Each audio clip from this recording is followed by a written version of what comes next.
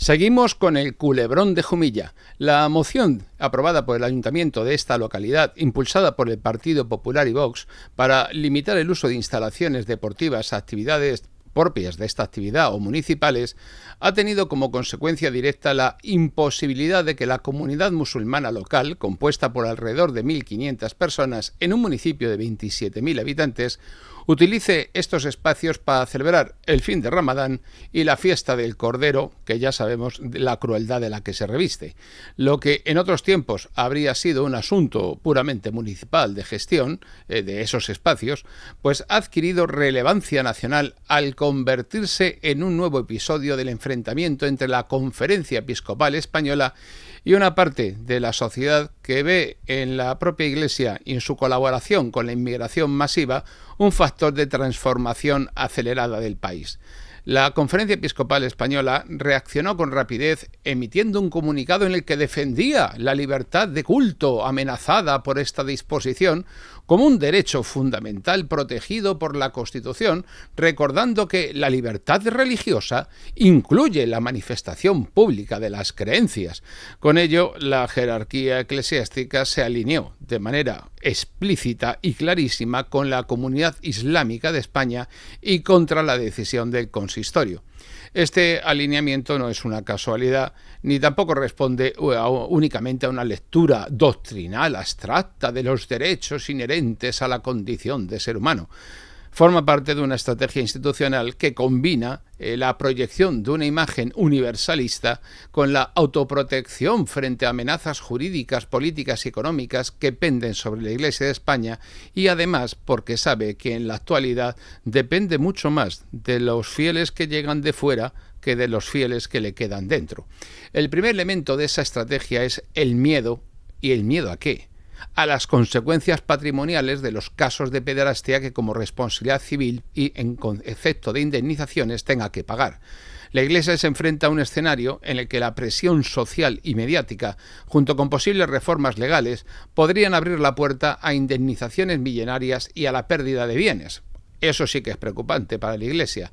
En este contexto, proyectar una imagen pública de garante de los derechos humanos, defensor de minorías y actor en sintonía con las agendas dominantes en materia de inmigración y multiculturalismo, es decir, en el constructo y en el gobierno que tenemos de robot de monstruo formado a trocitos, pues lógicamente actúa como escudo frente a la hostilidad de este movimiento y de los medios que, llegado el momento, tendrían la capacidad para promover investigaciones más amplias o modificar marcos legales que hoy limitan su responsabilidad, habida cuenta que los informes independientes que existen no coinciden precisamente ni tan siquiera con el propio encargado por la Iglesia, con el que tampoco la Iglesia está de acuerdo. Este cálculo explica el por qué la Conferencia Episcopal Española se ha pronunciado con contundencia contra un veto local a una simple utilización y uso de las instalaciones municipales. No se han vetado los rezos musulmanes, se ha guardado silencio o ha reaccionado con tibieza en múltiples ocasiones ante leyes y esta vez, sin embargo, salta. Y esas leyes y reformas que contradicen de raíz su doctrina se las ha tragado. La lista es larga. La legalización del aborto en 1985, previamente la del divorcio en 1981, su ampliación del aborto en 2010, la ley de eutanasia aprobada en 2021, la legalización y equiparación del matrimonio homosexual en 2005 al matrimonio heterosexual, la llamada ley trans y de autodeterminación de género, y sucesivas reformas educativas que han reducido la presencia de la religión en el currículum escolar, pero que no ha reducido la propiedad y titularidad por parte de la Iglesia y de las órdenes religiosas de los centros escolares que manejan más como negocio que como fin evangélico de sus creencias particulares. Por lo tanto, vemos que, además, para colmo de males, la Ley de Memoria Democrática impone una reinterpretación oficial del pasado reciente en abierta contradicción con la visión histórica de la propia Iglesia. En todos estos casos, la jerarquía optó por declaraciones genéricas, vamos a decirlo así, documentos internos, llamamientos morales, sin ninguna voluntad real de confrontar al poder político, que es el que utilizan como recaudador de impuestos, les ha llenado el bolsillo con el que firmaron los acuerdos Iglesia-Estado para tener pensiones y cotizar en seguridad social y mantener su extensísimo patrimonio. La razón de este silencio selectivo, obviamente, es la preservación de un sistema de privilegios económicos que convierta al Estado en fuente estable de financiación de una estructura que no tiene arraigo a día de hoy en la realidad presente de España. La Iglesia española recibe anualmente cientos de millones de euros a través de la asignación tributaria mediante la famosa X, además de subvenciones directas e indirectas, exenciones fiscales en el IBI y en otras tasas municipales y beneficios en transmisiones patrimoniales y actos jurídicos documentados. Y no nos olvidemos, dejan de pagar impuestos en un país donde tenemos serios problemas económicos y en el que más de la mitad de los ciudadanos no se consideran cristianos. Esta red de ventajas fiscales y subvenciones, consolidada en los acuerdos con la Santa Sede y en la legislación nacional, constituye un sistema recaudatorio paralelo que depende de la buena disposición del poder político y que ya es hora de que vaya tocando a su fin. Confrontar abiertamente a un gobierno en cuestiones de alto voltaje ideológico pondría en riesgo este flujo constante de dinerito al bolsillo del clero español. Bueno, español, de lo que va quedando, porque buena parte ya procede también del exterior, si no, la mitad de los conventos ya los habrían cerrado. A este entramado se suma la política de inmatriculación de bienes que la Iglesia desarrolló tras la reforma legal impulsada por el gobierno de José María Aznar en 1998 de la ley hipotecaria. Un papelito en forma de certificado emitido por la propia Iglesia era medio de prueba suficiente para inscribir bienes inmuebles a su nombre en el registro de la propiedad. Entre ese año y 2015, la institución registró su nombre más de 30.000 inmuebles, desde templos hasta fincas, plazas públicas, edificios, cementerios, con usos diversos, muchas veces financiados a escote por los vecinos, amparándose en esta normativa que permitía a los obispos actuar como fedatarios para inscribir bienes inmuebles sin título escrito de propiedad. Así porque lo decían ellos. En muchos casos, estas inmatriculaciones se realizaron sobre propiedades que habían sido de uso público o comunitario durante generaciones y se las apropiaron. La publicación de la lista oficial en 2021 reveló la magnitud ingente de ese proceso de apropiación de bienes que en multitud de ocasiones no eran suyos, sino también y puso también de manifiesto los abusos que habían cometido. Hubo bienes que tuvieron que ser devueltos y cuyas inscripciones fueron anuladas por los tribunales. Oiga, pues si fueron anuladas por los tribunales, procédase con quien hizo un certificado falso, procédase contra la institución que trató de apropiarse presuntamente de forma indebida de esos bienes, que viene en el Código Penal. Y este episodio ha consolidado la percepción de codicia patrimonial que tradicionalmente se le ha atribuido a la Iglesia y que choca frontalmente con la imagen de servicio y desprendimiento que pretenden constantemente proyectar en sus mensajes y que a estas alturas no se creen ni ellos. La acumulación de escándalos sexuales, la gestión opaca de los mismos, ha minado completamente de forma irreversible cualquier credibilidad moral de la jerarquía. El contraste entre la severidad que muestran con que la institución exige a sus fieles el cumplimiento de preceptos va acompañada de la indulgencia con la que trata a miembros implicados en delitos graves, que alimenta la idea de que más que un referente moral, la Iglesia se comporta como una corporación que protege sus intereses y a sus integrantes por encima de cualquier consideración ética.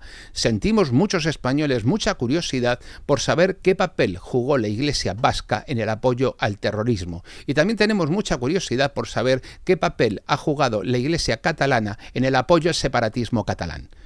Por lo tanto, que nos lo vayan explicando, empezando el obispito de Tarragona, que ha sacado la lengua a pasear para meterse con toda la sociedad española, el mismo que visitó a los separatistas condenados después del golpe de Estado de 2017.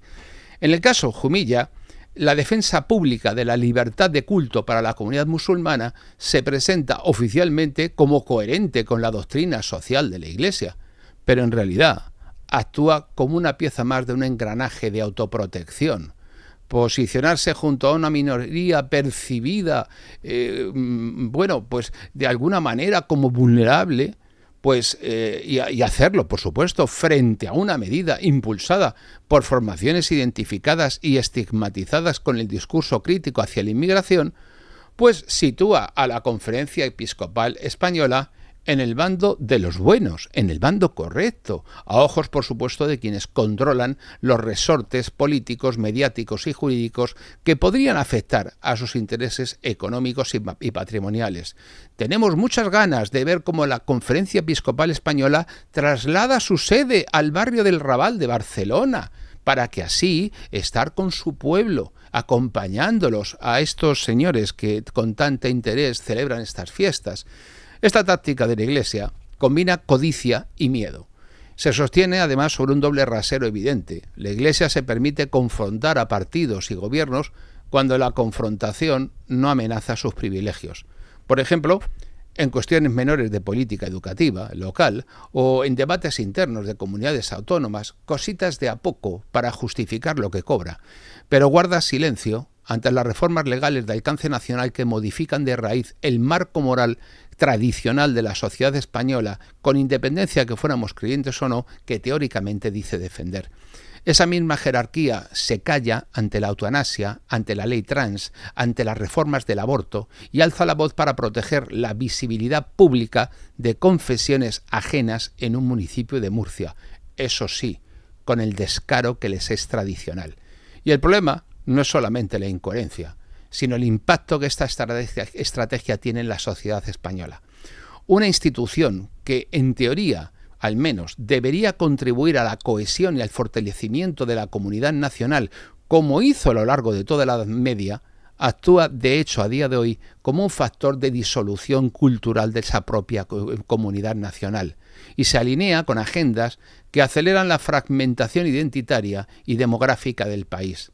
La proyección de un discurso universalista en el que todos somos buenos, pero claro, a nuestra costa porque ellos no ponen el dinero, sobre inmigración y multiculturalismo, y en un contexto de transformación acelerada de España y de crisis económica profunda y de empobrecimiento generalizado mientras ellos se siguen enriqueciendo, significa en la práctica la renuncia a defender la continuidad cultural social de España como nación.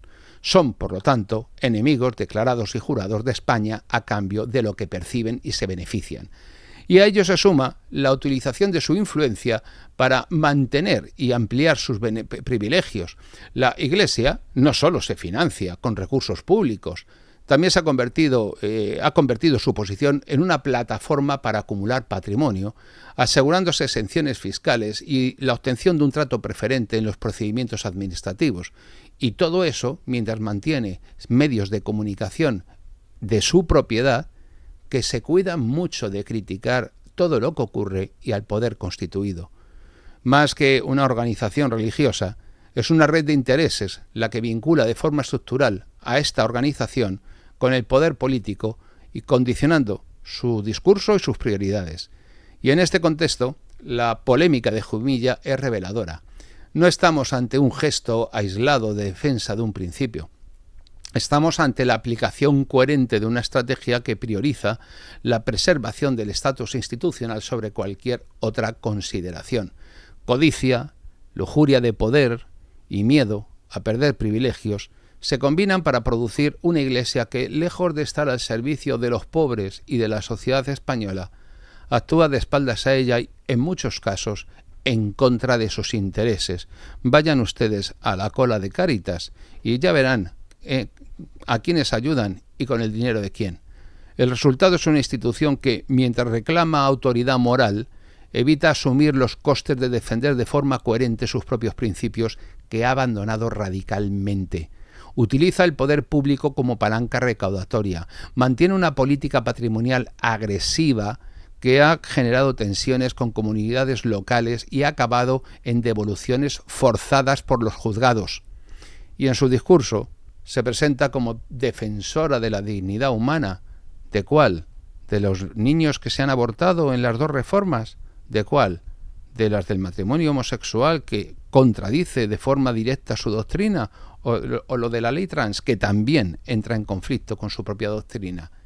Sencillamente, la Iglesia opera como un actor político y económico que protege sus recursos y sus privilegios a costa de alinearse con agendas que contradicen las necesidades, las aspiraciones de la nación y, lo que es peor desde su perspectiva, el propio magisterio y la propia doctrina de la Iglesia, la fe que dicen tener los católicos, el pueblo al que ellos han traicionado. En la España actual, donde el debate sobre inmigración, soberanía y cohesión social es cada vez más intenso, la Iglesia ha elegido situarse en un terreno que le garantiza protección institucional, privilegios y dinero, y aunque eso suponga romper con una parte importante de la sociedad española. Su posición en el caso de Jumilla no es, por tanto, un acto de valentía doctrinal, no, sino una maniobra calculada en un tablero donde lo que está en juego para ella no es la verdad que predica, sino los privilegios de los que disfruta. Y al menos por esta vez, un obispo, el de Oviedo, ha tenido la dignidad de decir la verdad y se han lanzado a por él como fieras.